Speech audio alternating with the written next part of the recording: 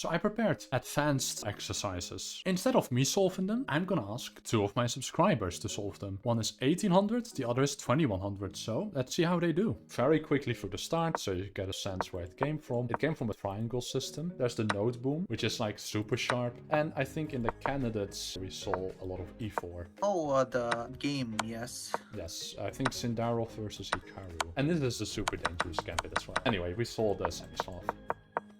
The exchange bishop for knight, which makes some sense in this pawn structure, of course. e4 is super thematic. Taking with the pawn to have a kingside attack looks quite interesting. g8, this stops the immediate threat. So yeah, a lot of moves are played.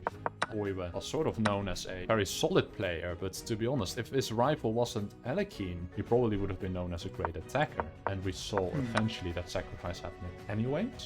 But it was still tricky. He's making moves that keep the game uninteresting. Bishop d2, you have to defend. Now you can take the rook. Black sack the rook back, queen d5. And now it's white to move. So first of all, you're down a piece for 3 pounds. And white is completely winning.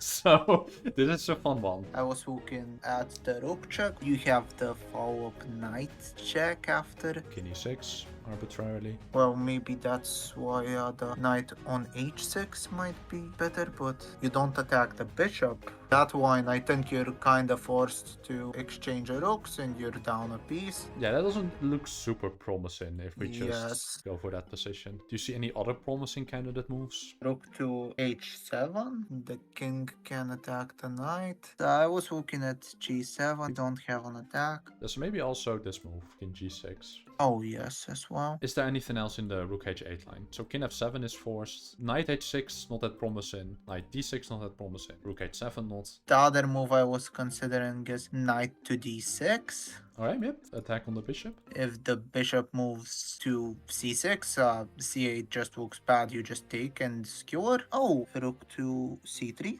Okay. I think that's just a simple fork. So is it knight to d6? Final answer? Yes. Have you done enough calculation? How about rook to a7 maybe is forced? But you can bend the bishop with h7 and it doesn't look like you can defend the bishop once more and you win one of the 2 pieces. Okay, so that looks super interesting. So is there anything else you want to calculate after 96? Well, rook to b8 looks ridiculous as well.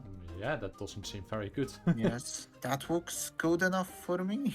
Okay, so let's say I go king e7. You take the bishop, I take on b2. And it doesn't look convincing enough. Evaluate that? Oh, the knight looks close to trapped. What other moves can... No. Continue. Like, the knight looks trapped isn't a chess evaluation, right? The move is like rook h7, king e6. And then let me do some thinking, because I would like to calculate maybe one move further. Can we defend the d4 pawn? No, looks like an equal amount of pawns or one pawn. A2 is also loose at the end. That might even be winning for black, although those pawns are really soft, so probably it's a draw. But I don't know, how do you evaluate that? Well, a draw in this position doesn't look too bad. I don't see the win. To rook h7 first. We attack the bishop. It can move either up or down. c6. It just looks better with the fork on c7 with the rook. Bishop to c8 and rook check. You can take the bishop and then fork. We can take on b2. We take on d6 and we take on d5 and this looks winning to me at least. So that is winning. That's bishop c6 and c8. Is there more to calculate after rook h7? Well, the rook moves look ridiculous as well. King moves don't make sense. He probably just takes the pawn. We take the bishop. Evaluate. But there aren't forcing moves here anymore, so you don't have to continue calculating. It's 3 against 3. Both of us have outside passed pawns. In evaluating an endgame, we look at activity of the king, activity of the minor pieces, pawn weaknesses. If there are passed pawns, we look at the quality of the passed pawns. So those are all the things that we can evaluate this position with. The thing I like is that h pawn looks incredibly dangerous compared to his b6 passed pawn. And why do you say that? Our rook is behind it and that's typically the best defense. We can sack it at any point whilst he has to move his rook a couple times at least to get to that pawn. You got it pretty much. This is the only real winning attempt. Rook h7. Rook takes a2 was the line played in the game. And we got takes. Rook takes b2. Definitely h4. And then the game continued. Bishop d2.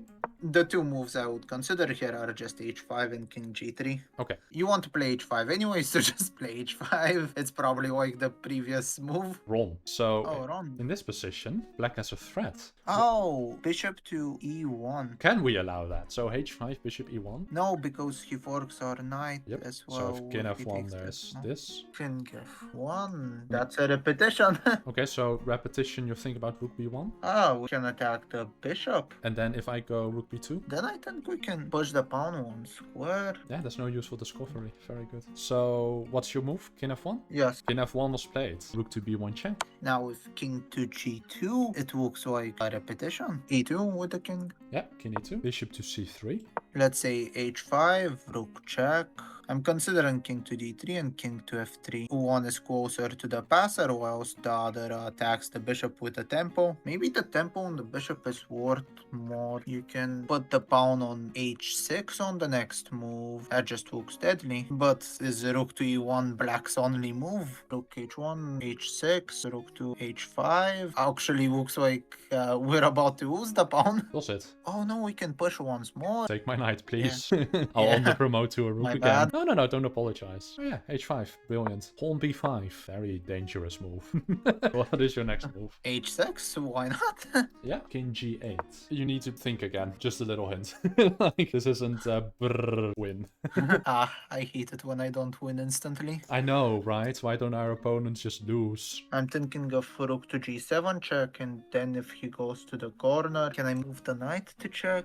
h4? You're threatening knight to g6, and how does he stop it? Yeah, that's a good one, actually. So let's see. Rook g7. Maybe king h8 isn't forced. King f8, you push the pawn, and he goes rook h1. This is getting me a little. Mr. Oiwer played a different move. I'm gonna give you the 4 points because I think that's Okay, just if simply it's winning. a win, it's a win. Yeah, exactly, right? So I'm not gonna sit here and be like, yeah, it's technically something else. No, another move played was knight e7. What happens after king to h7? Yeah, that's your next question.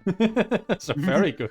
I'm considering the discovery on f5. He can't take the pawn. The problem is, can't he just go back? Yeah, that doesn't look that appealing, no. You can win the bishop here, and that's probably winning. I would say so. Knight d5 and knight takes bishop. And I believe black actually resigned here. Thank you for joining me. Thanks, it was quite interesting to practice. These are like great exercises to do. Go through a Grandmaster game, or maybe ask a friend, and then, yeah, simulate the game from there. Maybe I need to play longer time controls as well, because I haven't played a classical game, mainly play a rapid. The only thing I helped you out with a little bit was drawing arrows, which is something that if you do this normally, I'd recommend you do a real board, and then you obviously can't draw arrows. Recently, I've been trying to draw less arrows and puzzles when I do puzzles, but That is usually good. puzzles aren't endgame games. They're like 3 move sequences.